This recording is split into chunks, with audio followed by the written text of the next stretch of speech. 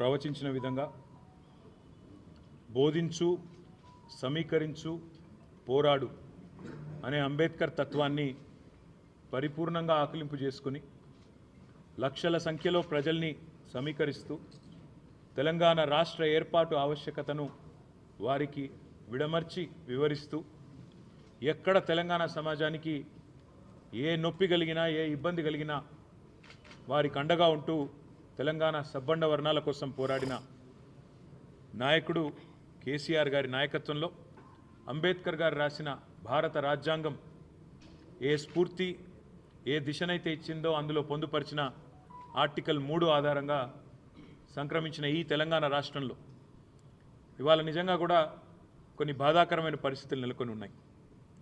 మొన్ననే పోయిన వారం రాజ్యాంగ దినోత్సవం మనం జరుపుకున్నాం. డాక్టర్ బాబాసాహెబ్ రాసిన రాజ్యాంగాన్ని అమల్లోకి వచ్చిన రోజును రాజ్యాంగ దినోత్సవంగా పోయిన వారం జరుపుకున్నాం.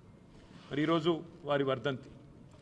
అంబేద్కర్ గారు రాజ్యాంగంలో 3 ముఖ్యమైన ప్రిన్సిపల్స్ చెప్పారు: ఈక్వాలిటీ, లిబర్టీ, ఫ్రెటర్నిటీ. స్వేచ్ఛ, సమానత్వం, సౌభ్రాతృత్వం. మరి ఈరోజు నిజంగా కూడా తెలంగాణ రాష్ట్రంలో స్వేచ్ఛ అనేది కాంగ్రెస్ ప్రభుత్వం హరిస్తూ ఉన్నది. అంబేద్కర్ బతికున్నప్పుడు అవమానించింది ఇదే కాంగ్రెస్ పార్టీ. అంబేద్కర్ జీవించి ఉన్నప్పుడు అవమానించింది ఇదే కాంగ్రెస్ పార్టీ. అంబేద్కర్ గారు ఈరోజు మన మధ్యన భౌతికంగా లేకపోతే ఈరోజు మళ్ళొక్కసారి తిరిగి కాంగ్రెస్ ప్రభుత్వం వారిని అవమానిస్తూ ఉన్నది.